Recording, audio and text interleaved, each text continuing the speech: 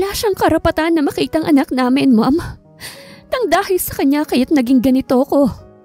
Ang katulad niyang cheater, hindi karapat-dapat na maging parte ng pamilya natin. May diin ang bawat salitang binitawan ni Elizabeth.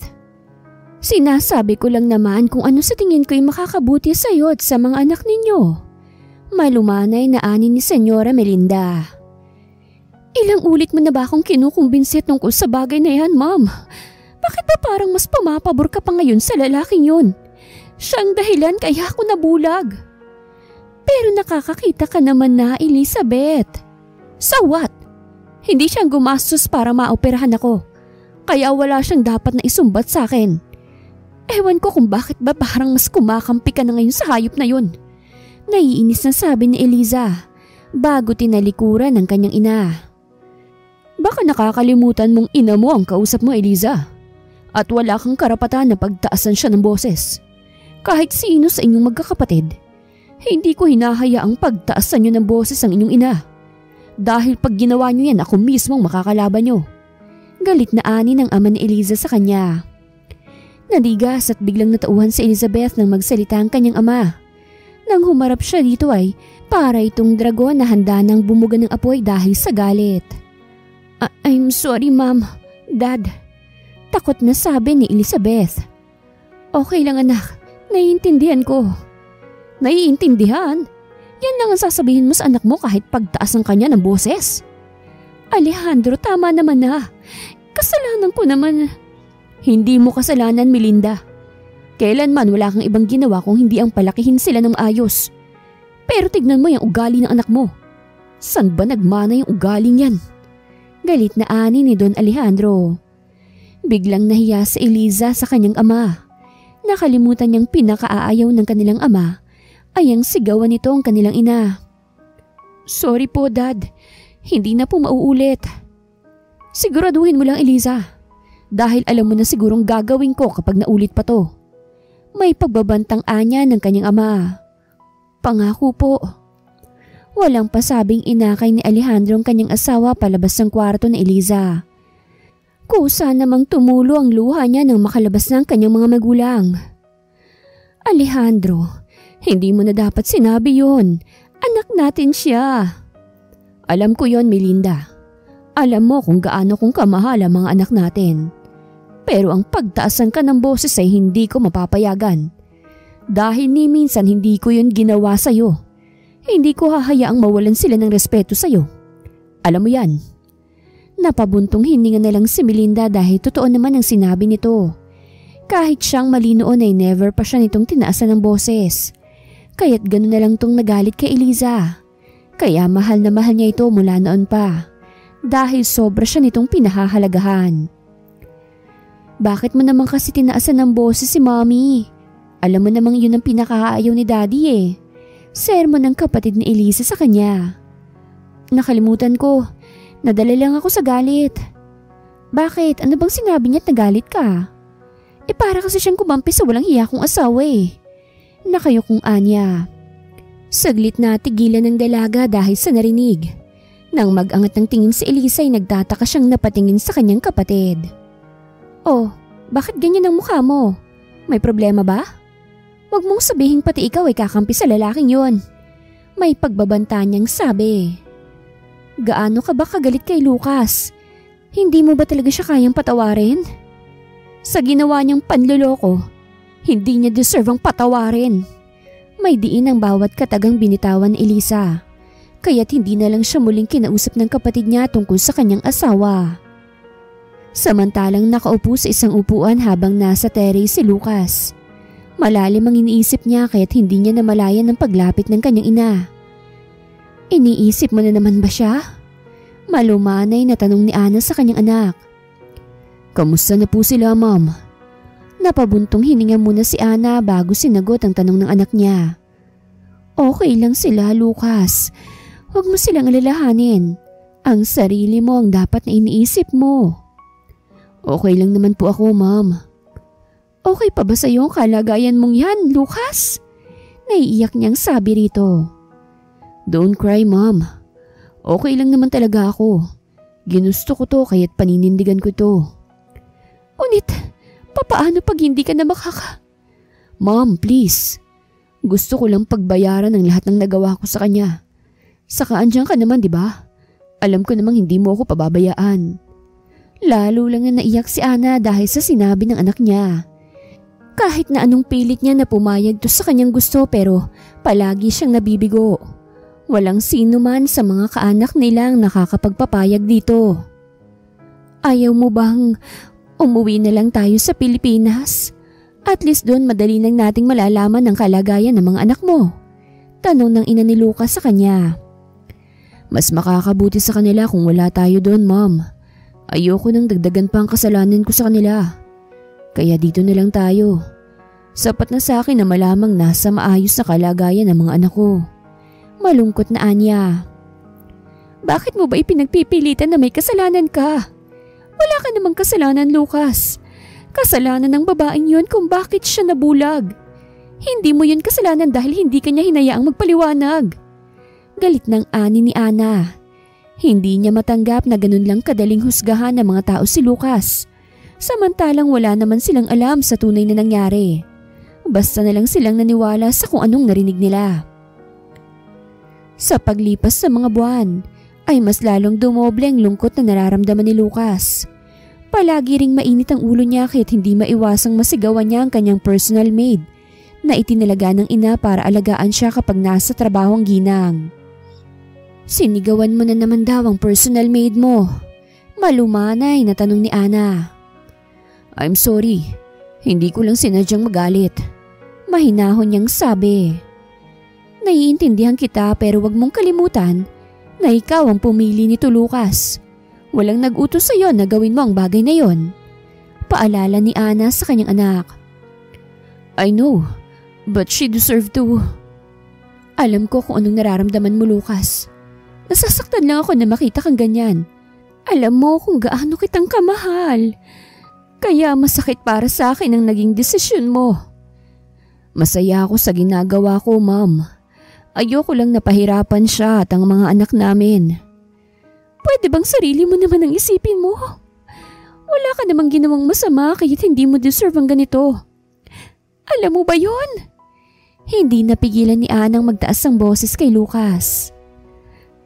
I missed my daddy so much, Mom. Umiiyak si Lucian habang nakikipag-usap sa kanyang ina. 7 taon na ang anak na Eliza at nagmana ito ng katalinuhan kay Lucas. Maging ang bunso niya ay kay Lucas din nagmana. I'm so sorry, baby, pero hindi niyo muna. Hindi na natuloy pa ni Elisa ang sasabihin pa sana niya nang tumakbo ang anak niya papasok sa kwarto nito. Huwag mo na siyang sundan. Ako nang bahala sa pamangkin ko. Presenta ng kapatid ni Elisa at iniwan siya nito habang siya'y napahilot na lang sa kanyang sentido.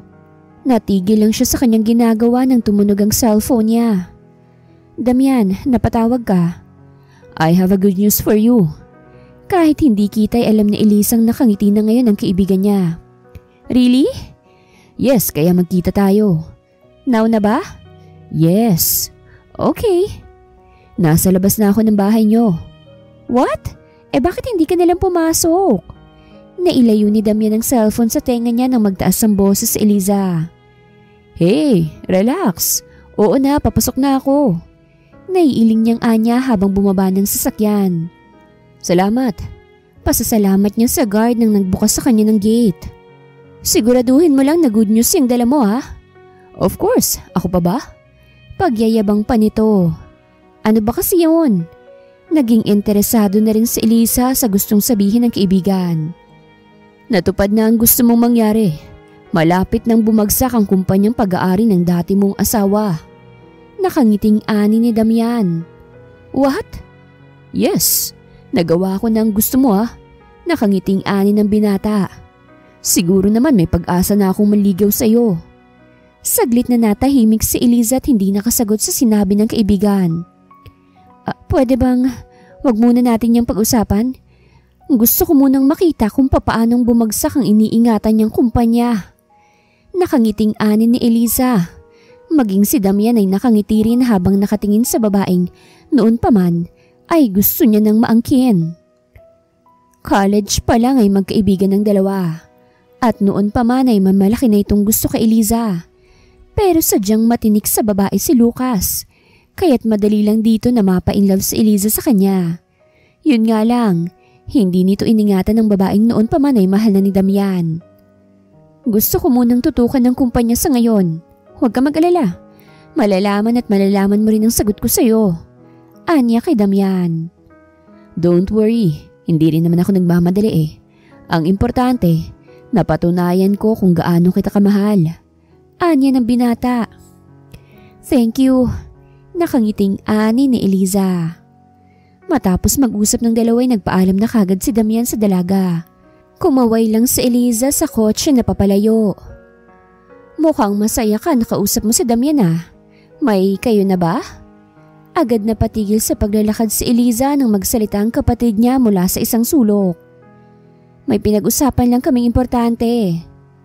Tungkol saan? Tungkol sa kumpanya ni Kuya Lucas na gusto mong pabagsakin? Nanguuyam na ani ng kapatid niya. Wala ka nang pakialam doon. Anya. Paano ako hindi makikialam? Ama ng pamangkin ko ang gusto mong pabagsakin. Bakit bang pagdating kay Lucas palaging panig kayo sa kanya? Alam mo yung dahilan kaya't naging ganitong buhay namin ng mga anak ko. Kaya kung pwede sana tigilan mo na ako. Alam mo, kung gusto mo si Lucas, bakit hindi na lang ikaw ang pumalit sa akin sa buhay niya? Mapang-insultong ani ni Eliza kay Margus. Napatagilid ang mukha ni Eliza ng isang malakas na sampalang dumapo sa mukha niya mula sa kanyang kapatid. How dare you para sabihin sa akin yan? Galit na ani ni Margus sa kapatid niya. Sana lang hindi mo pagsisihan tong ginawa mo. Makahulog ang ani ni Margus bago iniwanan ng nakatulalang kapatid. Nang wala na si Margus sa harapan ni Eliza, ay saka palang nagsilaglagan ng mga luha niya. Sa sobrang pagkamuhi niya sa kanyang asawa, pati ina't kapatid niya ay napagsabihan na niya ng hindi maganda. Are you okay, Mom? Mabilis na pinahid ni Eliza ang luha sa pisngi niya nang marinig ang boses ng kanyang anak. Why are you crying, Mom? You miss my daddy too like me? And Kuya? Inosenteng tanong ng kanyang anak sa kanya. Muli ay hindi napigilan ni Eliza ang pumatak ang mga luha niya sa harapan ng kanyang anak. Masakit para sa kanya na makitang malungkot ang anak niya na wala ang kanilang ama. Pero wala siyang choice. Baby, nag-usap na tayo tungkol sa daddy mo, hindi ba? Malumanay niyang sabi sa kanyang anak.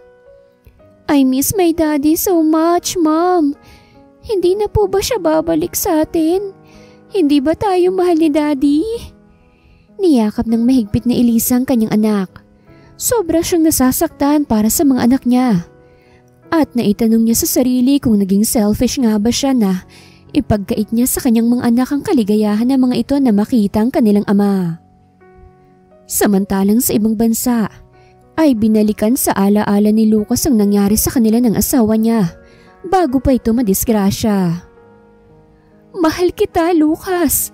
Alam mo yan, since high school ay mahal na mahal kita. Kaya nga kita sunundan dito sa Maynila eh. Dahil mahal kita. Bakit ba hindi mo nakikita yon? Panunumbat ni Laura sa kanya. I have my family, Laura. And I love my wife so much. I'm sorry pero alam mo na hindi kita gusto noon pa man. Prangkang sabi niya sa dalaga. No! Hindi ako makapapayag na hindi kita makukuha, Lucas. Kahit gawin mo na lang akong mistress, okay lang sa akin. Basta't mahalin mo lang ako tulad ng pagmamahal mo sa kanya. Please, I love you. I love you too, Laura. Pero kaibigan lang ang... Hindi na natapos pa ni Lucas ang sasabihin pa sana niya. Nang bigla na lang siyang hatakin ni Laura at siniil ng halik sa labi. Sa gulat ni Lucas ay hindi kagad siya nakagalaw. Hanggang sa makita niya si Elizabeth sa likuran ni Laura na nakatakip sa kanyang bibig habang umaagos ang masaganang luha nito. Naitulak ng malakas ni Lucas si Laura sa kanya hinabol ang kanyang asawa. Sinubukan pa niyang pigilan to pero huli na siya dahil nakasakay na sa kanyang kotse si Eliza. Sinundan niya ito at napasigaw na lang siya nang makitang may kasalubong na malaking truck ang kanyang asawa. Eliza! Napasigaw sa sobrang takot si Lucas nang makitang sumalpok ang sinasakyang kotse ng kanyang asawa. Eliza, no! Don't leave me, please. Umiiyak na niyang sabi. Tulungan niyo kami! Tulungan niyo kami, please! Tumawag kayo ng ambulansya! Sigaw niya sa mga taong naroroon. Nandun din ang mga pulis at tinulungan nilang ilabas ng sasakyan ng duguang si Eliza.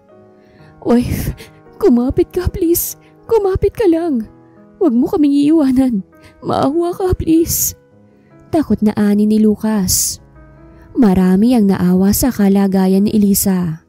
Naawa din sila kay Lucas na panay ang iyak at hindi pansin ang mga dugong nasa damit niya.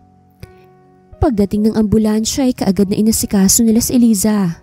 Doon na rin sumakay si Lucas sa ambulansya at ipinag-utos na lang niya sa kanyang tauhan na kunin ang kanyang sasakyan.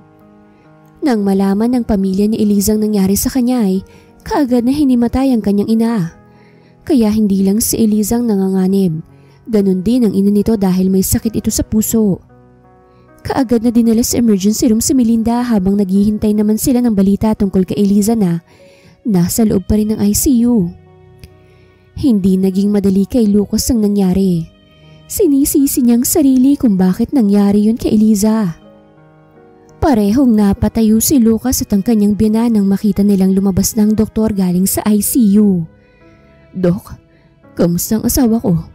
Ligtas na ba siya? Nasa maayos na bang kalagayan ng asawa ko? Si Lucas kagad ang nagsalita. Ligtas na siya. Nakuha na namin ang lahat ng bubog na nakadikit sa kanyang mukha at mga mata. Pero ikinalulungkot kong sabihin sa inyo na malaki ang nagawang damage sa kanyang mga mata. Kaya't kung magigising man siya ay malabong makakita pa siyang muli.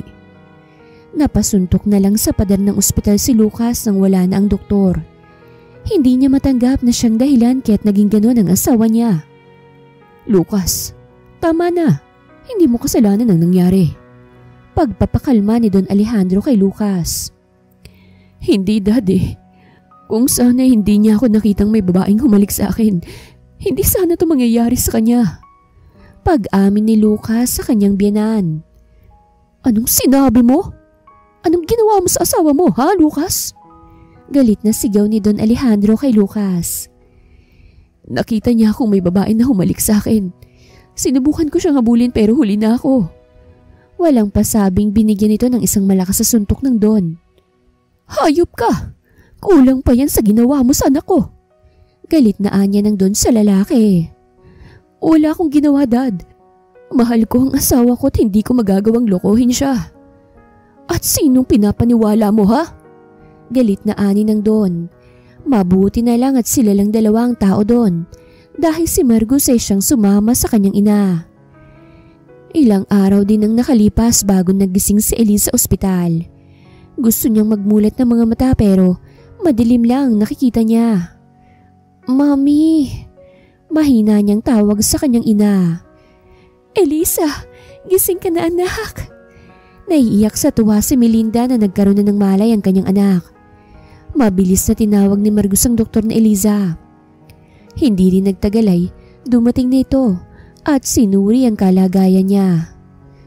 Dok, bakit wala akong makita? Tanong niya sa doktor. Parehong nagkatinginan ng doktor at si Margus. Ganon din si Melinda. Anak, huwag ka na munang magsalita, okay? Kailangan mo pang magpahinga. Ma'am, bakit wala akong makita? Shh! Huminahon ka. Baka sumakit ang mga sugat mo. Pigil ng kanyang ina sa kanya pero hindi nakinig si Elisa. Kaya tinurukan kagad siya ng doktor ng pampatulog. Bawal pa kasi siyang gumalaw. Gustong puntahan ni Lucas ang asawa at kumustahin pero pinaban siya ng ama nito sa ospital. At nang malaman na hindi na nga nakakakita ang asawa, ay siya mismo ang nagsabi na ibigay kay Elisa ang mga mata niya kapag pwede na itong operahan. Iniisip mo na naman ba siya? Bumalik na po tayo sa Pilipinas.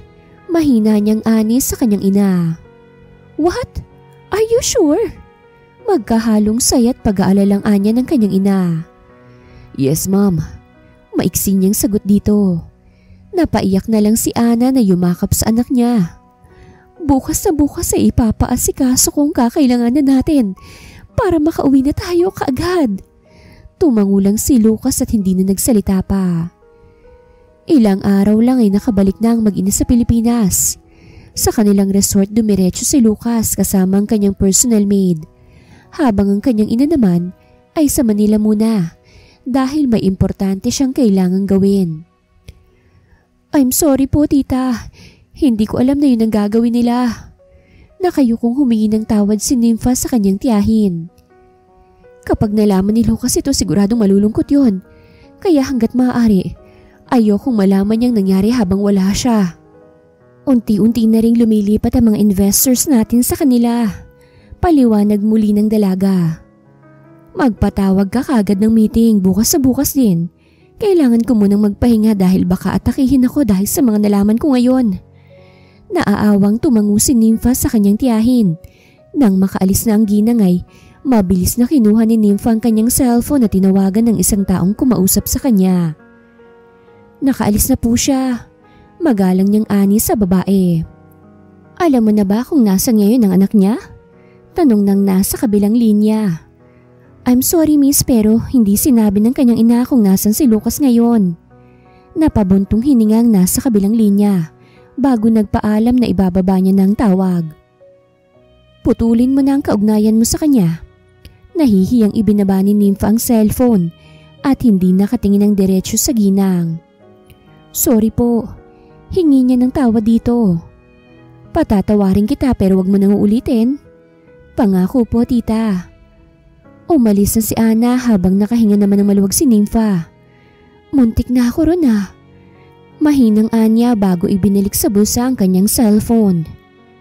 Kinabukasan, tulad ng inaasahan ni Nympha, ay nagkagulo sa kumpanya nila Lucas. Mabuti na lang at pinakinggan pa siya ng ibang mga stockholders at ipinagtanggol sa iba pang gusto talagang lumubog ang kumpanya. Okay ka lang ba tita? Okay lang ako Nympha. Kailangan ko lang magpahinga. Sinamahan ni Nympha ang tiyahin sa opisina ni Lucas para makapagpahinga na ito. What? No! Galit na tumayo si Elisa nang malaman ang nangyaring meeting sa company nila Lucas. No way! Hindi ako makapapayag na hindi kayo babagsak. Galit niyang sabi habang nakakuyom ang dalawang kamao. Eliza, calm down. Dumating kasi ang ina ni Lucas at siyang nagpatawag ng meeting kanina. Paliwanag ni Damian. Akala ko ba babagsak na sila dahil yun ang sinabi mo? Napabuntong hininga ang binata dahil galit sa kanyang dalaga. Don't worry. Gagawa na lang ulit ako ng paraan para unti-unti nang bumagsak ang kumpanya nila nang hindi nila namamalayan. Nakangiting pangako ni Damian sa dalaga. Hindi pwedeng hindi siya magtagumpay. Agad na bawasan ang galit ni Eliza. Nakonsensya siya na nasigawan niya ang lalaki. I'm sorry, nabigla lang ako. Hingi niya ng tawad dito. It's okay, naiintindihan kita. Ani Damian. Isang matipid na ngiti ang sumilay sa labi ni Elisa at nagpasalamat siya sa lalaki na palagi siyang naiintindihan nito. Mabilis pang lumipas sa mga araw at naging mga buwan. Nakaupo sa isang upuan habang pinakikinggan ni Lucas ang hampas sa mga alon at ang pag-ihip ng malamig na hangin na dumadampi sa kanyang balat. Bruno, sa tingin mo ba, makikita ko pang pamilya ko? Kausap niya sa kanyang aso. Hinawakan lang ng aso ang kamay ni Lucas habang umiingusto at ipinahihiwatig dito na makikita pa niya ang kanyang pamilya. Sa ikinikilos nito ay nagpapahiwatig ang aso niya na hindi siya nag-iisa. Alam mo bang namimiss ko na sila at ang mga anak ko? Nakangiti ngunit batid sa boses ni Lucas ang lungkot habang kausap niya ang kanyang alagang aso. Ito lang ang kasama niya kapag gusto niyang maglakad-lakad sa dalampasigan. Alam niyang palaging nakabantay sa kanyang katulong niya kahit nasa malayo lang ito. Ibalik mo na ako sa loob, Bruno. Kausap niya ulit sa alaga niya. Kusa namang naglakad ang aso habang nakasunod siya rito na nakahawak sa tali. Hanggang kailan mo itatago kay Lucas ang katotohanan, tita? Ani Nympha habang nakatanaw sila sa kanyang pinsan. Ikaw lang ang pinagkakatiwalaan ko, Nympha. Kaya sana walang ibang makakaalam kung nasan si Lucas ngayon. Nakokonsensyang nakatingin si Nympha sa tiyahin niya nang tumingin ito sa kanya. Mabilis niyang ibinaling kay Lucas ang kanyang tingin. Hindi niya kasi kayang salubungin ang mapanuring titig ng ginang. Halika na, alam kong matutuwa siya kapag nalaman niyang nandirito ka. Ani Ana, sumunod naman ang dalaga sa kanyang tiyahin. Sino ka? Kahit hindi kita, ay ramdam ni Lucas ang presensya ng ibang tao sa kanyang paligid. Kuya! Gumaralgal ang boses ni Nympha habang nakatingin sa kanyang pinsan. Nympha? Mabilis na niyakap ni Nympha si Lucas at doon siya umiyak sa balikat nito. Ang tanda mo na pero iyakin ka pa rin, ani Lucas sa dalaga. Lalo pang naiyak si Nympha dahil sa birong totoo ng pinsan. Kahit umiiyak na siya, binibiro pa rin siya nito. Kamusta ka na? Kamusta ang kumpanya? Saglit na tigilan si Nympha at napatingin sa kanyang tiyahin na nakatayo lang sa hindi kalayuan mula sa kanilang kinaroroonan. Huwag mong alalahanin ang kumpanya. Ikaw ang higit na mas importante. Okay lang ako, Nympha. Huwag mo akong kaawaan. Paano kitang hindi kaaawaan kung ganyan ang kalagayan mo? Umiiyak na naman niyang sabi. Bakit ba kasi ayaw mong magpa-opera muli para makakita ka na?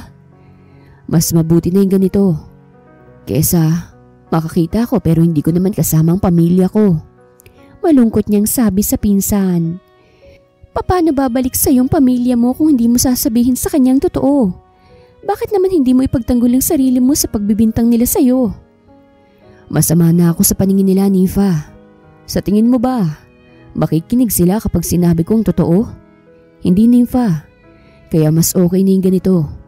Kesa sa makikita ko nga sila pero hindi ko naman sila makakasama. Pero kailangan ka ng mga anak mo. Alam kong mahal sila ng kanilang ina. Kaya kahit papano panatag ang loob ko. Ani Lucas. Hindi na muna pinilit pa ni Nympha ang pinsan.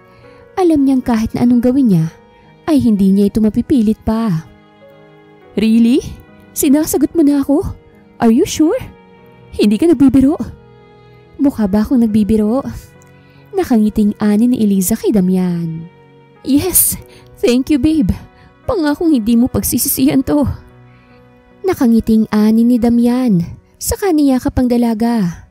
Akmang hahalikan niya ito sa labi pero mabilis na iiwas na Eliza ang labi niya. Kaya sa kanyang pisngi tumama ang halik ni Damian. Disappointed man ay hindi na lang ito dinibdib ni Damian. Naiintindihan niya ang dalaga kaya't binaliwala na lang niya ang pag-iwas nito sa halik niya. Masaya ako kung saan ka masaya, Eliza. Pero sana ay hindi mo ito pagsisihan. Kung tunay ngang mahal mo si Damian, wala na kaming magagawa pa basta't siguraduhin mo lang na hindi masasaktan ng mga apo ko sa gagawin mong hakbang na ito. Alam mo na pagdating sa kanila, lahat ay gagawin ng iyong ama. Makahulog ang ani ni Melinda. Alam ko naman po yun, Ma'am. Alam kong maiintindihan din ako ng mga anak ko. Bumuntong hininga na lang si Melinda at hinayaan na lang ang anak niya sa gusto nitong gawin. Akyat po muna ako, Ma'am. Tumangulang ang ginang at pinagmasan ng papalayong anak. Sana nga'y maging masaya ka kasama siya, Eliza. Anya sa kanyang isip. Mula nang magkarelasyon si Damian at Eliza, ay ito na ang tagahatid at tagasundo niya. Palagi rin itong may dalang bulaklak at paborito niyang chocolates. Nag-abala ka pa. Ang dami ko ng bulaklak sa bahay. Natatawa niyang ani. So what? Mahal ko naman ang binibigyan ko niyan. Kaya okay lang kahit maubos ko pang bulaklak sa flower shops. Proud na ani ni Damian habang naiiling naman si Eliza na sumakay sa front seat kung saan ay nakabukas na para sa kanya. Hello babies! Nakangiting bati ni Damian sa mga anak na Eliza. Pero sa halip na batiin siya nito, ay sinamaan lang siya ng tingin ng panganay ni Eliza. Lucian! Where's your manners? Galit na sita ni Eliza nang makita ang masamang tingin nito kay Damian. I don't like him, Mom. And he's not my father. So what do you expect? Matapang na sagot ng bata. Luciano? Tumaas ang boses ni Eliza pero agad din siyang natauhan nang makitang panunubig ng mga mata ni Lucian. Baby, I'm sorry, I hate you, Mommy. Galit na ani ng bata bago ito tumakbo papunta sa kanyang kwarto. Hindi agad nakakibo si Elisa sa ginawa ng anak niya. Nabigla siya sa ipinakitang ugali ng bata. I'm so sorry. Nag-away patuloy kayo ng anak mo nang dahil lang sa akin. Huwag mo na lang siyang pansinin. Okay lang ako. Nanibago lang siguro siya na palagi mo akong kasama. Si Damian ang humihingi ng tawad. I'm sorry. Pareho sila ng ugali ng kanyang ama kaya matigas ang ulo ni Lucian At hindi mo siya basta-basang napapasunod. Ano ka ba? Okay lang ako. O paano? Mauna na ako ha? Salamat. Ingat ka. Salamat. Hinalikan lang ni Damian sa noong dalaga saka ito umalis. Kinapa ni Elisa ang sarili niya kung may nararamdaman ba talaga siya kay Damian. Pero kahit anong gawin niya, ay wala talaga siyang nararamdaman para sa binata. Samantalang nasa opisina ni Ana si Margus at kinakausap ang ginang about sa anak nito. Pasensya ka na pero ayaw kong may kapamilya ka pa na lalapit sa kanya. Diretsyong sagot ni Ana sa gustong mangyari ni Margus. Kahit saglit lang po, ma'am. Pakikiusap muli ng dalaga. I'm sorry pero ayoko nang madagdagan pang muli ang sakit na nararamdaman ng anak ko. Tama na sigurong naging bulag siya para sa kapatid mo. Sapat na siguro yun sa kapalit sa nagawa ng anak ko. Kahit hindi naman talaga niya ginawang bagay na yon. Walang kasalanan ng anak ko pero pinagpipilitan ng pamilya mo at ng kapatid mo na ginawa yun ni Lucas. Hinusgahan niyo na kagad ang anak ko.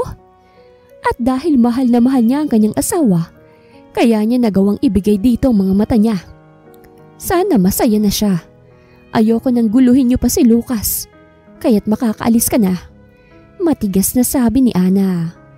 Walang nagawa si Margus kung hindi ang umalis na lang sa opisina ni Ana. Kahit siyang nasa kalagayan nito ay yun din siguro ang gagawin niya. 2 taon na rin ang nagdaan mula nang ibinigay ni Lucas sa mga mata niya kay Eliza.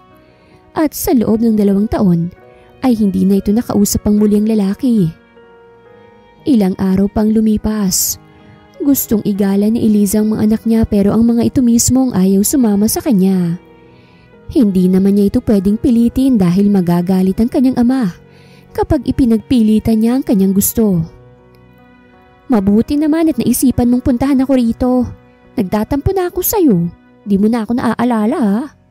Nakalabing sabi ng kaibigan ni Eliza na si Maya. Sa lahat ng kaibigan niya, tanging ito lamang na pagsusumbungan niya kung anong tunay niyang nararamdaman. Pasensya ka na, busy lang ako. Mahinahon niyang sabi. Saan naman? Kay Damian. Mabait siya, Maya. Pagtatanggol niya sa kanyang nobyo. Wala pa namang sinasabi ang kaibigan niya pero inunahan niya na ito. Natawa si Maya sa sinabi ng kaibigan. Talagang kilala niya ang ugali nito. May patanggol-tanggol ka pang nalalaman. Alam ko naman kung bakit mo siya sinagot. Dahil lang sa utang na loob, kaya sinagot mo siya. Tama ba ako, Elisa? Hindi yan totoo Kaagad na depensa ng dalaga. At gusto mong maniwala ako sa'yo? Ako ang mas higit na nakakakilala sa'yo, Elisa. Mula ulo hanggang paa. Lalong alam ko ang kahinaan mo at kung anong takbo ng utak mo. Humugot ng malalim na hininga si Elisa habang nakasandal ang ulo niya sa sofa. Pati mga anak ko tila lumalayo ng loob sa akin. Mula nang malaman nila na may boyfriend na ako at panay ang hanap ni Lucian sa kanyang ama. Anya, see? Pati anak mo nadadamay na sa mga pinaggagawa mo. Hihintayin mo pa bang lalayo ang loob nila sa'yo? At ano bang gusto mong gawin ko, ha? Makipagbalikan ako sa asawa ko? Wala akong sinabi na makipagbalikan ka sa kanya. Kung ayaw mo na nalulungkot ang anak mo, di ipakita mo sila sa kanilang ama. No! Matigas na tutol ni Elisa sa sinabi ng kaibigan. Huwag kang ang selfish, Eliza. Mabutit natitiis mong mga anak mo, no? Mahal ko sila. Pero hindi mo maibigay ang kaligayahan nila. Eliza, malalaki na yung mga anak mo at may isip na sila. Alam na nila kung anong pinaggagawa mo. Huwag kang selfish. Kahit di ka makipagbalikan sa kanya, basta't ipakita mo sa kanya ang mga anak nyo. Matagal na siyang walang paramdam sa akin. Siguro nagsama na sila ng Laura na yon. Sa tingin mo ba hindi masasaktan ng mga anak ko kapag nalaman nila na may iba nang kinakasama ang kanilang ama? Alam ko kung gaano kang kamahal ng asawa mo. Kaya hindi ako makapaniwala na kayang gawin yun ni Lucas sa'yo. Ilang ulit ko na itong sinasabi sa'yo at hindi ako kumampi sa kanya. Naaawa lang ako sa mga anak mo. Kahit para lang sa mga inaanak ko, please. Magdesisyon ka naman ng tama para sa ikatatahimik mo. Payo ni Maya kay Eliza. Nagyuko ng ulo si Eliza at hindi alam ang sasabihin kay Maya. Tanging ito lang talaga ang higit na nakakakilala sa kanya. Kaya kahit pinapagalitan na siya nito ay hindi niya magawang magalit dito. Alam mo mahal na mahal kita Eliza. Para na kitang kapatid. Kaya nasasaktan ako kapag nakikita kong nasasaktan ka. Mahinahong sabi ni Maya sa kaibigan. Tumulo ang mga luha ni Eliza. Mabilis naman siyang dinaluhan ni Maya at hinayaan itong umiyak sa balikat niya. Alam ko na nasasaktan ka rin pero kailangan mong sumugal Eliza. Tandaan mo na malaking kasalanan ng relasyon mo kay Damian dahil hindi naman kayo diborsyado ni Lucas. Sa mata ng mga tao at sa mata ng Diyos kayo pa rin ni Lucas ang tunay na mag-asawa. Tatandaan mo yan. Seryosong ani ni Maya. Sa mga sinabi ni Maya ay medyo naliwanagan sa Eliza. Naitanong na lang niya sa kanyang sarili kung siya pa ba ang dating Eliza na nakilala ng ilan. Maraming salamat sa mga sermon mo Maya. Hindi na ako magtatagal, uuwi na ako. Tumangulang si Maya at inihatid sa labas ng bahay niya ang kanyang kaibigan. Ilang araw pa mula nang magkita si Maya at Eliza. Bigla na lang siyang napabangon mula sa kinahihigaan nang marinig ang sinabi ni Damian. Are you sure? Of course. Wala ka bang tiwala sa akin? Meron syempre. Paano? Let's celebrate? Napangiti si Eliza pero hindi yun umabot sa tenga niya. Ni hindi niya alam kung bakit may bahagi sa puso niyang nakaramdam ng sakit dahil sa ibinalita ng kanyang nobyo. I'm sorry tita, hindi ko alam na ganito na pala kalala ang problema sa kumpanya. Ninakawan ng kumpanya nang hindi ko man lang nalalaman. Nahihiya si Nympha dahil sa kanya ipinagkatiwala ng ginang ang kanilang kumpanya nang umalis sa mga ito papuntang ibang bansa. Wala na tayong magagawa kahit na magsisihan pa tayo. Naaawa lang ako sa mga posibleng mawawalan ng trabaho. Nag-aalalang sabi ng ginang. Kahit si Nympha ay naaawa sa mga posibleng mawalan ng trabaho dahil sa nangyari. Samantalang nakipag-cheer si Eliza kay Damian. Nasa labas sila at pinag-celebrate ang tagumpay nila para pabagsakin ang kumpanya ng mga Montejales. Bakit parang hindi ka naman masaya sa tagumpay ko, best? Tanong na Eliza kay Maya. Tahimik lang kasi ito habang nakipag-cheer sa kanila ni Damian. Sana hindi mo to pagsisihan, best. Tandaan mo na lahat ng ginagawa nating mali, may kapalit. Wag mo ang sabihin yan, ano ka ba?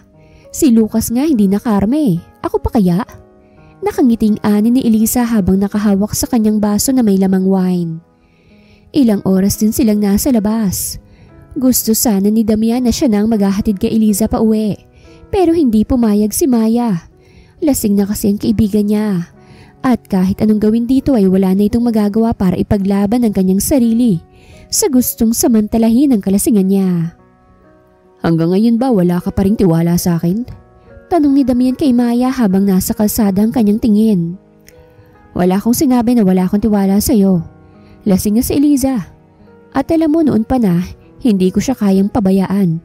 Kahit pa sabihin natin na nobyo ko niya, hindi ko pa rin siya kayang pabayaan dahil alam ng magulang niya na kasama ako sa paglabas niyo. Diretsyong sabi ni Maya. Napangisi naman si Damian habang hindi tinatapunan ng tingin ng dalaga. Kung may mangyari man sa amin, alam ko naman na magpapakasal siya sa akin. Nakangiting sabi ni Damian. Hindi ikaw siya, kaya't huwag ka masyadong umasa. Maaari pang magbagong takbo ng isip niya. Kaya't huwag kang maging kampante. Nakangiti ring sabi ni Maya. Alam niyang may maitim na balak ang lalaki sa kaibigan niya. Kaya't hindi niya hayaang magtagumpay ito. Masyadong matalas ang dila mo. Kaya dapat ka na sigurong... Naputo lang sasabihin pa sana ni Damian nang tumunog ang cellphone ni Eliza. Mabilis na dinampot ni Maya ang cellphone ng kaibigan saka ito sinagot. Anong oras na? Gawain ba na matinong babae ang umuwi ng hating gabi na? Galit na anya nang doon sa kabilang linya. Sinadya ni Maya na i-loudspeaker para marinig ni Damian ang sasabihin ng ama ni Eliza. Tito, pauwi na po kami. Si Maya po ito. Nasaan ang matino kong anak? Batid sa boses ng doon ang galit kay Eliza. Pasensya na po tito na sobrahan po kasi ng inom niya. Kaya lasing na lasing siya. Pero wag po kayo mag-alala, malapit na po kami. Ani Maya. Kahit ang totoo ay malayo pa sila dahil ang bagal magpatakbo ni Damian. Okay, in just 15 minutes kailangan nandito na kayo sa bahay. Kaagad na pinatay ng Don ang tawag. Kaya't napabuntong hininga na lang si Maya. Mabuti na lang at tumawag ito. Napanatag na ang loob niya. Pagdating sa bahay nila Eliza, ay hindi na nagtagal pa si Damian. Alam niyang malayo ang loob ng ama ni Eliza sa kanya, kaya't umiwas na lang muna siya rito. Nang tumingin siya kay Maya ay kaagad na nag-iwas ng tingin sa kanya. Galit siya rito dahil kung wala ito, nagtagumpay na sana siya para angkinin ng babaeng noon pa man ay pinagnanasahan na niya. Makukuha rin kita, Eliza. Gagawin kong lahat upang sa akin pa rin ang bagsak mo. May diing sabi niya habang mahigpit na nakahawak sa manibelang dalawang kamay niya. Salamat sa paghatid mo sa anak ko. Wala akong tiwala sa lalaking yon kaya kung maaari umiwas ka rin sa kanya. Salamat din po tito pero si Eliza sigurong dapat na umiwas kay Damian. What do you mean? Lalaki ka po tito. Kaya alam kong nakuha mo ang ibig kong sabihin. Ayoko lang ho na mapahamak siya sa lalaking yun. Agad na nakuha ng Don ang ibig sabihin ni Maya. Kaya malaki ang pasasalamat niya rito. Huwag ka nang umuwi. Dito ka na rin matulog. May guest room naman dyan na matutulugan mo. Salamat po. Alam ni Maya na delikado nang umuwi kaya't pinaunlakan na niya ang anyaya ng Don. Kinabukasan, galit na kinausap ni Alejandro ang anak niya. Kagigising pa lang ni Eliza pero ang galit na ama kagad ang bumungad sa kanya. Ano? Masaya ka na nagtagumpay ka na sa gusto mong mangyari? Hindi ko nga alam kung ikaw pa bang Eliza na mapagmahal at may takot sa Diyos. Ginawa ko lang ho ang alam kong tama, Dad. Saka hindi ka ba masaya na wala ka ng kakompetensya sa negosyo? Proud pang sabi ni Eliza. Pero sa halip na pagpuri ang matanggap ay isang sampal ang nakuha ni Eliza mula sa kanyang ama. Wala ka na ba talagang konsensya?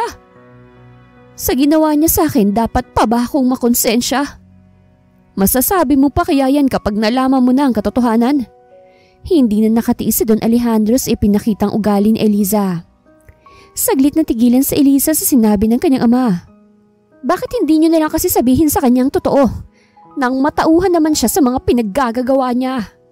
Si Margus yun na kararating lang. Anong totoo? Anong ibig niyo sabihin? Bakit hindi niyo sabihin kung ano bang dapat kong malaman? Kinakabahang sabi ni Eliza sa kanyang ama't kapatid. Ano? Magsalita kayo! Si Lucas ang dahilan kung bakit ka nakakitang muli. Si Margus nang sumagot sa kapatid niya. What? No! Imposible! Imposible pero naging posible. Dahil sarili niyang mga matang isinakripisyo niya makakita ka lang muli. Siyang may-ari sa matang sayo ngayon. Diretsyong sabi ni Margus sa kapatid niya. Nanghihinang napahawak sa couch si Eliza nang marinig ang sinabi ng kapatid. Ayaw sana namin tong sabihin sa iyo dahil sa pakiusap ni Lucas. Pero sumusobra ka na sa ginagawa mo. Anya ng kanyang ama. Nanginginig ang mga kamay ni Eliza at hindi mapigilan ang pagtulo ng kanyang mga luha. Sana ay matauhang ka na sa ginagawa mo. Na hindi lang naman ang asawa mo ang nasaktan mo, kung hindi pati na rin ang mga anak mo sa kaagustuhan mong makaganti sa kanya. Nakakagawa ka na ng mga bagay na ikakasira mo at sa ibang tao. Tulad na lang ng mga taong nawalan ng trabaho sa kumpanya nila Lucas ng dahil lamang sa'yo. Bakit ngayon niyo lang sinabi sa akin ng totoo? Umiiyak niyang ani. May isa akong salita, Eliza. Tinupad ko lang ang gusto ng iyong asawa. Pero sa ginawa mo, dapat lang siguro na malaman mo na ang totoo. Ani Alejandro. Hindi na nag-abala pa si Elisa na punasan ng mga luha niya. Bumalik siya sa kanyang kwarto upang magbihis. Gusto niyang makausap ng masinsinan ng ina ng dating asawa niya. Hindi mo ba siya pipigilan, Dad? Tanong ni Margus sa kanyang ama. Hayaan natin siyang gawin kung ano bang nararapat. Malaki ang pagsisisi ko at hindi ako naniwala kagad kay Lucas noon. Isa ako sa dahilan kung bakit naging ganun si Elisa. Kung hinayaan ko sanang magpaliwanag noon si Lucas, hindi siguro hahantong sa ganito ang buhay ng kapatid mo ngayon. Malungkot na anya ng Don. Huwag mo nang sisihin ang sarili mo, Dad. Pareho naman tayong nagkamalit humusga sa kanya nang hindi inaalam kung ano bang totoo. Kung hindi pa kayo nagkausap ng babaeng kahalikan ni Lucas, hindi natin malalaman kung ano ba talagang nangyari. Ani Margus. 1 linggo na mula nang kausapin ni Laura ang Don tungkol kay Lucas. Naaawa umano siya rito dahil isa siya sa dahilan kung bakit naging ganoon si Lucas. At doon nalaman ng Don na wala naman talaga silang relasyon ni Lucas. At siya lang humalik dito na siyang nakita noon ni Elisa. Inamin din ni Laura na kaya ginawa niya yon para tuluyan ng magkahiwalay ang mag-asawa. Para sa kanya ibaling ni Lucas ang pagmamahal niya. Pero sa nangyari dito at sa pagbibigay nito sa mga mata niya kay Eliza, ay tuluyan ng gumuho ang pag-asa ni Laura. Doon niya napatunayan na kahit buhay nito ay kayang ibigay kay Eliza. Maging masaya lang ito. Kamusta ka na rito? Pasensya ka na't ngayon lang ako nakadalaw ulit ha? Hindi ka ba nahihirapan dito? Malumanay na tanong ng ginang kay Lucas. Okay lang po ako dito, ma'am. Huwag kang mag-alala sa akin. Hindi mo maiwawala sa akin na mag-alala ko sa iyo, anak. Dahil sa ganyang kalagayan mo. Kung pumayag ka lang sana na magpa-opera muli nakakita ka na sana ngayon. Huwag ka nang mag-alala sa akin. Okay lang po ako. Ngumiti si Lucas sa kanyang ina kahit hindi niya ito nakikita.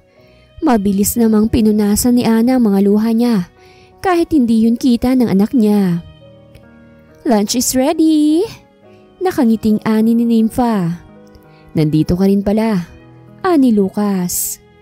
Isinama ko siya anak para may makakwentuhan ka rito. Si Ana na ang sumagot. Sino naman ang naiwan sa kumpanya? Tanong ulit nito. Sandaling nagkatingina ng 2 babae bago sinagot si Lucas. Ang sekretary ng mami mong naiwan muna doon, cuz. Don't worry, ilang araw lang naman ako rito. At ang mami mo babalik din kagad kami sa Manila matapos ng ilang araw. Mabilis na paliwanag ni Nympha sa kanyang pinsan. Alam niyang hindi madaling mapaniwala si Lucas. Pero umaasa siyang maniniwala ito sa sinabi niya. Ayaw pa kasi ng ina nito na malaman niyang nangyari sa kumpanya. Laglag ang balikat ni Elisa nang malaman na nasa bakasyon ng ina ni Lucas. At walang nakakaalam kung nasa nito ngayon. Ano? Nagkita na ba kayo? Sinabi na ba niya sa iyo kung nasan si Lucas? Excited na tanong ni Maya. Nang umiling si Elisa ay napalis ang ngiti sa labi ng dalaga. Okay lang yan. Huwag kang mawalan ng pag-asa. Ngayon ka pa ba susuko ngayong alam mo nang hindi naman pala nagtaksil sa'yo si Lucas? Pero paano pag nalaman niyang nangyari sa kanyang kumpanya? Mapapatawad pa kaya niya ako, Maya? 2 taon kong kinimkim ang galit ko sa kanya na wala naman palang katuturan. Naiiyak niyang sabi pero kaagad din niyang pinahid ang luha niya nang tumunog ang kanyang cellphone. Hindi mo ba sasagutin yan? Tanong ni Maya nang makitang nakatitig lang si Elisa sa kanyang cellphone hanggang sa mamatay na ang tawag. Anong gagawin ko? Paano ko sasabihin kay Damian ang lahat? Problemadong ani ni Elisa. Sunod-sunod ang nagiging problema niya. Idagdag pa ang anak niyang ayaw siyang kausapin. Di sabihin mo sa kanya na hindi mo naman talaga siya mahal at napilitan ka lang. Walang pakialam na sabi ni Maya. Nasisiraan ka na ba? Ano na lang ang iisipin ni Damian? Na ginamit ko lang siya? Yun naman ang totoo, hindi ba? Kung nakinig ka lang sa akin, hindi sana humantong sa ganito ang buhay mo ngayon. Paninermo ni Maya sa kaibigan. Maya, Anong gagawin ko? Hindi ko rin alam. Pati ako naguguluhan. Pero ang mabuti mo sigurong gawin bago mo kausapin ang mami ni Lucas, ayusin mo muna ang sa inyo ni Damian. Para pag nakaharap mo na si Lucas, wala ka nang poproblemahin pa. Naihilamos na lang ni Elisa ang dalawang kamay sa mukha niya bago in-start ang makina ng sasakyan. Samantalang sa bahay kung nasaan si Damian ay galit na inihagis niya ang bote ng wine dahil sa galit na hindi sagutin ni Elisa ang tawag niya. Talagang sinusubukan mo ako, Elisa. Hindi mo pa ako lubusang kilala. Pagsisisihan mo itong pambabaliwala mo sa akin. May diin niyang sabi habang hinihigop ang usok ng sigarilyo na hawak niya. Nang tumunog ang kanyang cellphone ay agad na pangisi siya nang makita kung sinong caller. Damian? Agad na paupo ng tuwid si Damian nang marinig ang parang musikang boses ni Eliza. Pwede ba tayong magkita? Hindi napigilan ni Damian ang paghulma ng kakaibang ngiti sa labi niya dahil sa narinig. Sure, ngayon na ba? Hindi ka ba busy? Papunta na ako riyan. Mas lalo pang lumawak ang ngiti sa labi ni Damian nang marinig ang sinabi ng dalaga. Of course not. Kailan ba ako naging busy pag ikaw ang kasama ko? Pagbibida niya rito. Malapit na ako sa bahay mo. Sabay patay ni Elisa ng tawag. Mabilis na nilinis ni Damian ang kalat niya. Gusto niyang walang makita si Eliza sa kung anong ginagawa niya. Pagdating ni Elisa sa bahay ni Damian ay kaagad siyang nag-doorbell. Mabilis naman siyang pinagbuksan ni Damian ng pinto. Pasok ka. Salamat. Ikaw lang ba mag-isa rito? Tanong ni Elisa habang inililibot sa paligid ang tingin niya. Oo, nasa bakasyon ng mga katulong ko eh. Kaya ako lang naiwan rito. Maupo ka na nang mapag-usapan natin ang dahilan kung bakit ka pumunta rito.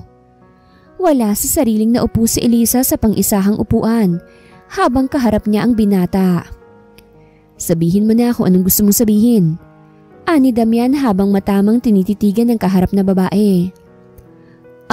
Damian, kasi kaya ako nandito dahil gusto kong putulin na natin kung ano man ang naumpisahan na nating relasyon. Mahinahong ani ni Elisa sa binata. Gusto mo nang makipaghiwalay sa akin? Sa anong dahilan? Inaasahan na yun ni Damian, ngunit nasasaktan pa rin siya na galing mismo kay Elisa ang katagang yon. I'm sorry kung napaasa kita pero maniwala ka. Sinubukan kong mahalin ka katulad ng pagmamahal ko kay Lucas pero wala talaga eh. Ano pa nga bang magagawa ko kung yan ang gusto mo? Pero wag mong isipin na basta na lang ako papayag na hiwalayan ako. Nakangising ani ni Damian habang nakatingin sa dalaga. Anong ibig mong sabihin? Takot na sabi ni Elisa. Nawiwirduhan siya sa ikinikilos ng binata. Lalo pa nang umisi ito sa kanya. Diyan ka lang, huwag kang lumapit sa akin. Pigil niya sa lalaki nang tumayo ito't papunta sa kanya. Oh, bakit Elisa? Natatakot ka ba sa akin? Huwag kang mag-alala. Sisiguraduhin kong hindi mo kalilimutan ang araw na ito. Humalakhak na si Damian na parang hindi na niya kilala ang kausap niya. No! Bitawan mo ko! Pagpupumiglas ni Elisa. Pero sadyang malakas si Damian at hindi niya kaya ang lakas nito. Alam mo bang noon ko pa gustong maangkin ka? Sabay punit niya sa damit na pang-itaas ni Elisa. Napasigaw sa takot si Elisa habang tumatawa naman si Damian. At para bang gutom na aso na natatakam sa pagkaing nasa harapan niya. Kitang-kita kasi ang malulusob na dibdib ng dalaga. At ang mapuputi nitong balat na lalong nagpabaliw kay Damian. Ang ganda mo talaga, May Eliza. Kung saan ako nalang pinili mo, hindi ka na sana humantong pa sa ganito. Galit na ani ni Damian. Damian, please. Huwag mong gawin sa akin to, please. Pangakong hindi ako magsusumbong sa pulis basta pakawalan mo lang ako rito. Umiiyak na ani ni Elisa habang nagpupumiglas siya. Hindi niya inindang sakit sa pagkakahawak ni Damian sa kanya. I'm so sorry darling pero matagal ko nang hinihintay ang pagkakataon na ito. Kaya wala ka nang magagawa pa. Nakangising anya ng binata. Pinahiga niya ang dalaga sa napakalaking sofa. Pero nang akmang maghuhubad na siya nang bigla na lang siyang tadyakan ni Elisa sa kanyang harapan. Kaya't napadaing sa sakit ang lalaki. Mabilis na tumakbo si Eliza habang nakatakip sa dibdib niya ang isa niyang kamay. Pero bago pa man niya mahawakan ng seradora ay nahila na siya ni Damian pabalik sa kanya. Sa tingin mo ba hayaan na lang kitang makawala sa akin nang hindi kita maaangkin? Nagkakamali ka. Akin ka lang, Elisa. Akin lang ang katawan mo at ang lahat-lahat sa'yo. Mapang-angkin na sabi ng lalaki. Tatadyakan pa sana ulit ni Elisa si Damian. Pero kaagad na sinikmuraan siya nito. Kaya't napaiyak na lang siya sa sobrang sakit. At nanghihinang napaupo sa sahig. Hayop ka! Pinagkatiwalaan kita't itinuring na kaibigan. Pero bakit mo ito nagawa sa akin? Nangihinang ani ni Elisa sa lalaki. Yun na nga eh. Kaibigan lang ang tingin mo sa akin. Kahit ginawa ko ng lahat para sa'yo. Hindi mo alam kung gaano kasakit sa akin ang ginawa mong pambabaliwala sa akin noon. Hanggang ngayon. Kahit wala na kayo ni Lucas, siya pa rin ang iniisip mo. Akala mo ba hindi ko nahahalatang pag-iwas mo sa akin? Kaya ngayon hindi na ako makapapayag pa ng dahil lang sa lalaking yun ay hindi pa rin kita makuha-kuha. No! Tuluyan nang nasira ang damit ni Elisa at wala na siyang saplot pang itaas. Gustuhin man niyang pigilan si Damian sa gusto nitong gawin pero wala na siyang lakas para labanan pa ito. Masaganang umago sa mga luha ni Eliza nang tuluyan ng lumapat ang labi ni Damian sa kanyang balat. Parang uhaw na bata si Damian na sinisip-sip ang balat ni Elisa. Wala na ito sa sariling katinuan. At walang ibang gustong gawin kung hindi ang angkinin ng luhaang si Elisa. Napapikit si Elisa na gumapang ang halik ni Damian sa kanyang dibdib. Pinaglalaroan nito ang dalawa niyang bundok papunta sa kanyang puson. At akmang huhubarin nito ang suot niyang pang-ibaba nang bigla na lang itong napaungol. Hindi dahil sa sarap, kung hindi dahil sa sakit. Agad na napamulat ng mata si Elisa at nabuhayan siya ng loob nang makita kung sinong pumalo sa ulo ni Damian. Sorry, nahuli ako. Akala ko kasi nag-uusap lang kayo kaya ka natagalan. Paliwanag ni Maya. Hinawi ni Maya ang katawan ni Damian na nakadagan kay Elisa. Sa kanya tinulungan ng kaibigan na makatayo. Shh! Huwag ka nang umiyak. Ligtas ka na. At ang mga pulis nang bahala sa lalaking yan. Ani Maya. Kinuha rin niya ang coat na nasa sofa at pinasuotin kay Elisa. Paglabas sila ng bahay ay nandun na rin ang mga pulis para hulihin si Damian. Oh my gosh! Ano nangyari sa'yo? Okay ka lang ba? Nasaan ang lalaking yon? Mapapatay ko siya! Galit na ani ni Melinda habang nakatingin sa umiiyak na anak niya. Hindi napigilan ni Elisa ang humagulgol sa balikat ng kanyang ina. Nanginginig pa rin siya sa takot habang hindi naman maipinta ang mukha ng Don. Galit na galit ito at gusto na nitong manapak ng tao. Mommy! Lalo pang napaiyak si Elisa nang magsitakbuhan ang dalawa niyang anak papunta sa kanya. Kumalas siya sa kanyang ina't niyakap ang dalawa niyang anak. What happened to your face, Mom? That bastard hurt you? Galit na tanong na panganay ni Elisa sa kanya. I'm okay, baby. Okay lang si Mommy. No, you're not okay, Mom. My daddy will never hurt you. And that bastard, it's so easy for him to hurt you. Galit na ani ni Luciano sa kanyang ina. Umiiyak lang si Elisa habang parehas na nagkatinginan naman sila Maya at ang magulang ni Elisa. Humanga sila sa taglay na tapang ni Luciano. At kahit bata pa ito ay makikita mo talagang nagmana ito ng ugali sa kanilang ama na ayaw ng mga ito na masaktan ng kanilang mahal sa buhay. 3 araw ang lumipas. Naging okay na si Eliza. Nakausap na rin niya ng maayos ang kanyang magulang at ang kanyang 2 anak. Ano nang plano mo ngayon? Mahinahong tanong ni Maya sa kaibigan. Gusto kong makausap si Lucas. Gusto kong humingi ng tawad sa kanya. Ibinabana ni Elisa ang pride niya para sa lalaking siyang dahilan kung bakit nakakita siyang muli. At saan mo naman siya hahanapin? Siguradong hindi sasabihin ng ina ni Lucas kung nasan siya ngayon. Ani Maya. Alam ko na kung nasan siya, kaya maghanda ka na para puntahan natin siya. Sulpot ni Margus sa pag-uusap ng dalawa. Napaluha sa Elisa at niyakap ang kapatid. Okay na rin sila ni Margus. Nakahingi na rin siya ng tawa dito. Mabilis na lumipas sa mga oras. Nasa biyahe na si Eliza. Iniwan na lang muna niya sa kanyang magulang ang dalawa niyang anak dahil gusto niyang siya muna ang kakausap sa lalaki. Lucas, habulin mo ako! Sigaw ni Elisa mula sa malayo at kumakaway kay Lucas na nakatingin lang din sa kanya. And what's my price kung maaabutan kita? Nakangiting sigaw din ni Lucas. Secret! Nakangiting Anya. Napangiti ng mapait si Lucas nang maalala ang nakaraan nila ng kanyang asawa. Sa lahat ng naging babae niya, tanging si Elisa lang nagawang paamuhin at pasunurin siya. Tanging kay Elisa lang siya nagmahal ng wagas. At kay Elisa lang din siya nasaktan at umiyak.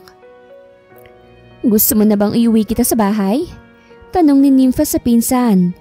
Ilang araw na siyang nandoon at siya munang nag-aalaga kay Lucas. Hindi na, dito na lang muna ako. Pero magagabi na. Don't worry, dito lang naman ako. At kasama ko naman si Bruno. Tukoy niya sa kanyang aso na siyang palagi niyang kasama. Okay, maiwan na lang muna kita rito. Magluluto lang ako ng pagkain mo, ha? Tumangulang si Lucas at hindi na nagsalita pa. 7:00 na ng gabi pero nasa tabing dagat pa rin si Lucas. Kasama ang aso niya.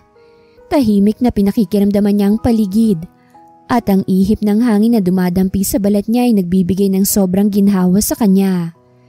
Maliwanag rin ang buwan, kaya't okay lang kahit andun pa siya dahil kita naman siya sa bahay nila.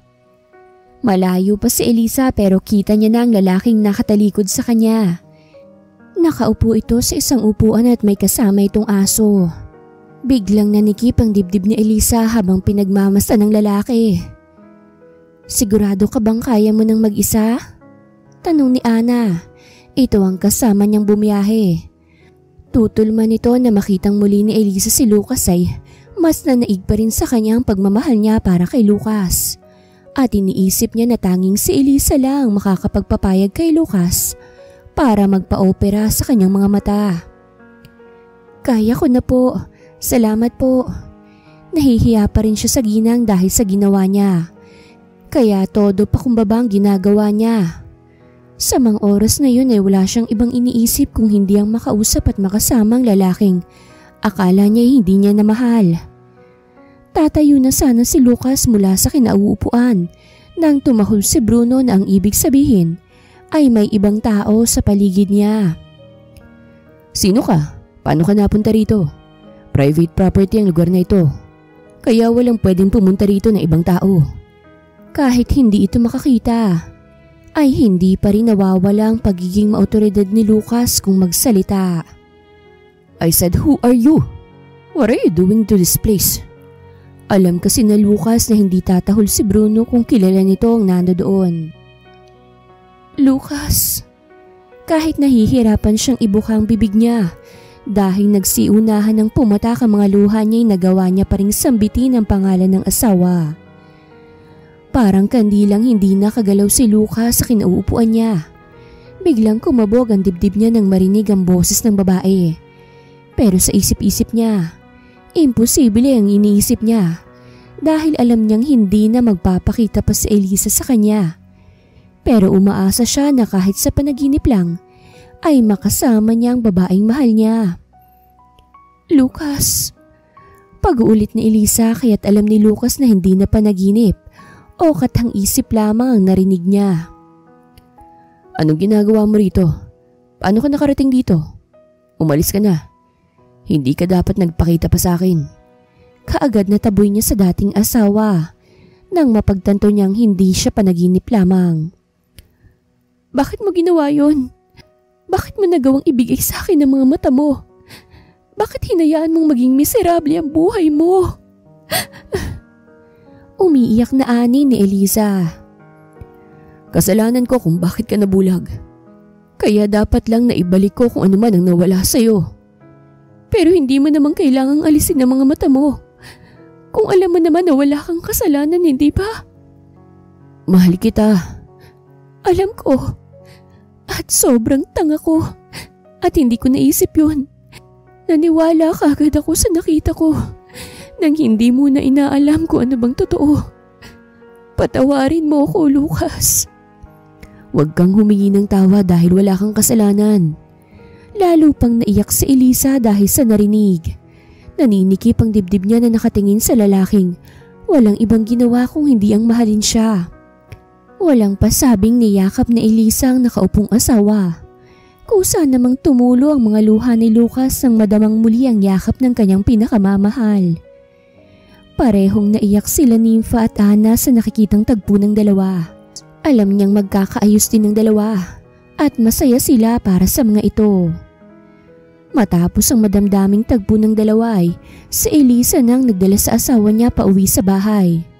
Magana namang kumain si Lucas dahil ang asawa niya mismo ang nag-asikaso sa kanya. Pagod sa biyahe si Elisa pero hindi niya iniinda yon. Pareho na silang nakahiga sa kama ni Lucas at nakayakap siya rito. Hindi mo ba ako na-miss? Tila nagtatampong ani ni Elisa nang hindi gumanti sa yakap niya ang asawa. Hindi ka ba nandidiri sa akin? Sa halip na sagutin ay binalikan pa siya nito ng tanong. Anong klaseng tanong yan? Bakit naman kita pandidirian? Hindi ko yan magagawa sa'yo. Alam mo kung bakit? Bakit? Dahil alam ko na kahit buhay mo, handa mong ibigay sa akin. Masiguro mo lang na safe ako. Napakaswerte ko't ikaw ang naging asawa ko. Mahinang ani ni Elisa. Napangiti si Lucas at marahang hinaplos ang mukha ng asawa niya.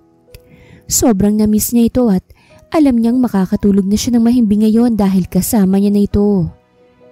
Si Eliz ang pahinga ni Lucas, kaya't madali siyang nakatulog. Ganon din naman si Eliza. Mahimbing siyang nakatulog habang kayakap ang asawa niya. Mabilis na lumipas sa mga araw.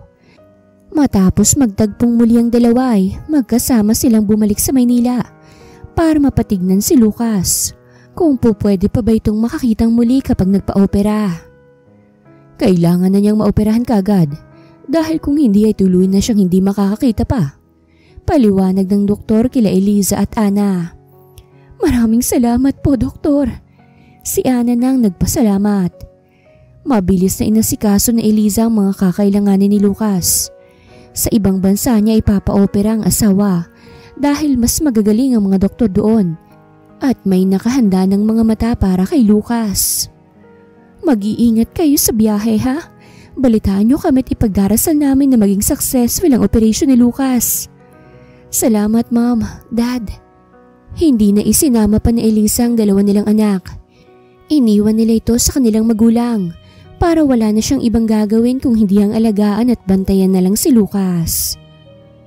After 3 months, magkahawak kamay ang dalawa na naglalakad sa airport. Nasa Ninoy Aquino International Airport na sila at hinihintay na sila ng kani-kanilang magulang. Lalo na ang dalawa nilang anak. Mommy! Daddy! Magkasabay na sambit ng dalawa tumakbo papunta sa mga ito. Malayo pa lang ay ibinuka na ni Lucas ang dalawa niyang kamay at niyakap ang dalawa niyang anak. I miss you, Daddy! Me too, Dad. Magkasunod na sabi ng magkapatid. I missed you too, babies. Bakit kayo lang? Nakalimutan niyo na ba ako? Nagtatampong ani ni Elisa. I miss you too, Mom. Si Luciano nang sumagot. Ang kapatid kasi nito ay parang tuko na nakakapit kay Lucas. Simpleng handaan lamang ang pinagsaluhan nila. At habang nasa hapagkainan, ay hindi maiwasan ni Maya na magsalita. Alam mo bang tuluyan ang nabaliw si Damian sa loob ng kulungan? Wala sa sariling sabi ni Maya habang kumakain. Namilog ang mga mata ni Elisa habang nagkatinginan naman ang mga magulang nila. Maging si Margus at Nympha ay napamulagat ang mga mata kay Maya. Kaya't napapeace sign na lang ang dalaga. May hindi ba kayo sinasabi sa akin? Mapanuring tanong ni Lucas sa mga kasama niya. Pero ni isa sa kanila ay walang nagsalita. Maya? Otomatikong napataas ng ulo si Maya at sinalubong ang mapanuring tingin ng lalaki. Anong nangyari? At sino ang nakakulong na sinasabi mo? Napalunok sa sariling laway si Maya at nanghihingi ng tulong sa mga kasama niya. Pero umiling lang ang mga ito. Maya? Love, ako nang magsasabi. Huwag mo nang takutin si Maya. Pero bago yun, tapusin na muna natin ang kumain. Ani Eliza. Nakahinga naman ng maluwag si Maya nang magsalita sa Eliza. Matapos kumain ay dinilan Eliza si Lucas sa kanilang hardin at doon ito kinausap. Habang nagsasalita sa Eliza, ay lihim na naikuyom ni Lucas ang kamao niya. Hindi niya alam na muntik na palang mapahamak ang asawa niya. Patawad. Yun lang ang huling nasabi ni Eliza. Ramdam niya kasi ang galit ng asawa kahit hindi ito nagsasalita. Galit ka ba sa akin? Dapat ba akong magalit sa'yo? Biglang nag-ibang mood ni Lucas sa asawa at hindi niya alam kung bakit naiirita siya rito. Pumasok na tayo sa loob. Anyat nagpatiunan ng maglakad. Nagtataka naman si Eliza sa ipinakitang kakaibang kilos ni Lucas. Ngunit sumunod pa rin siya rito. Anyari doon? Tanong ni Margus. Maging si Nympha ay na curious din. Hindi ko alam. Bigla nilang nagbago ang mood niya matapos kong sabihin sa kanyang nangyari. Ay wow! So nag-attitude na si Lucas ngayon? O baka naman, nevermind na nga lang? Nakangiting ani ni Margus sa kapatid. Napailing nilang si Eliza at iniwan ng dalawa. Hindi pa man siya nakakarating sa kwarto nila, ay tawanan na ng mag-aama niya ang kanyang narinig. Nakabukas ang pinto kaya't kita niya kung anong ginagawa ng tatlo sa loob. Nakasandal lang sa pinto si Eliza hanggang sa napansin siya ni Lucas. Tatayo ka na lang ba dyan? Anya. Wala sa sariling pumasok si Eliza at umupo sa kama. Hindi niya alam kung bakit bigla siyang kinabahan wala namang ginawa ang asawa sa kanya. Are you okay? Bakit ka ba nagugulat? Hindi kita ginulat dahil kanina pa kami dito. Masungit na ani to. Sabihin mo sa akin kung may galit ka ba sa akin. Ba't naman ako magagalit sa'yo? Iyon na nga Hindi ka galit. Bakit ka nagsusungit? May ginawa ba ako? No. Bakit ka nga nagsusungit? Nothing. Yun lang? Yes. Ewan ko sa'yo. Akmang tatayo na sana si Eliza nang bigla na lang siyang kabigin ng asawa niya. Mabuti na lang at wala nang mga anak niya sa kanilang kwarto. Kaya't hindi kita ang pagbagsak niya sa katawan ni Lucas. Bitawan mo nga ako at gusto ko magpahinga na. O edi, magpapahinga tayo. Pagkatapos ng gagawin ko sa'yo. Nakangising ani Lucas habang namilog naman ang mga mata ni Eliza nang makuha ang ibig sabihin ng asawa niya. Baliw! Nakangiting anya. Tumayo muna si Lucas at mabilis niyang nilakang pinto. Sa kanya din naganang muli ang asawa at walang sawang inangkinto. Ilang araw lang ay napag-alaman nilang buntis si Eliza. Kaya todo alaga si Lucas dito.